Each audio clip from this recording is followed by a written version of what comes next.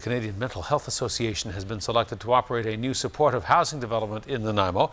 That development that will be built on Wesley Street will have 30 to 40 units for the homeless. But there are some businesses in the area now worried about what the complex will mean for their livelihood. A News Mid-Island Bureau Chief Jonathan Bartlett has the story. He joins us now in our Nanaimo newsroom. Jonathan. Hudson, if you know Nanaimo, the location of this development is right on the edge of what's considered the old city quarter, a part of town that's seen a lot of revitalization in the last 20 years. At the moment, the city property is occupied by a home run by the John Howard Society.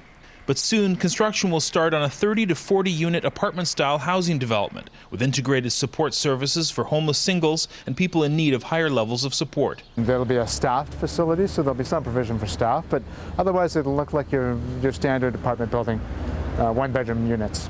The province announced today that the Canadian Mental Health Association, Mid-Island branch, has been selected as the non-profit operator for the housing development. The city and the province have found that the best way to manage these types of buildings is to have a third party, a non-profit service provider, who have expertise in mental health and addictions, hopefully. So we've selected a society we have good confidence in that knows this client group and knows how to manage buildings and how to run residential services for folks who require some support in order to live successfully.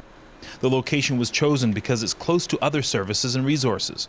One of those services, half a block away at the corner of Franklin and Wesley Streets, the Harris House, a new social health clinic that opened this past year. When it was announced last year that this house was to be a social health clinic with needle exchange services, it caught local businesses off guard. Wesley Street, located in what's known as Nanaimo's Old City Quarter, is a cluster of boutiques, shops and restaurants. The efforts of revitalization started here 20 years ago. Some businesses say that all that work is now in jeopardy, with social services like the clinic and the housing complex just one block away. It's working very much against what I've been working on for 20 years. It's getting closer and closer all the time. Dee Klein says she's had to install bars on all the windows of her Wesley Muse tenants. I think this really is too much.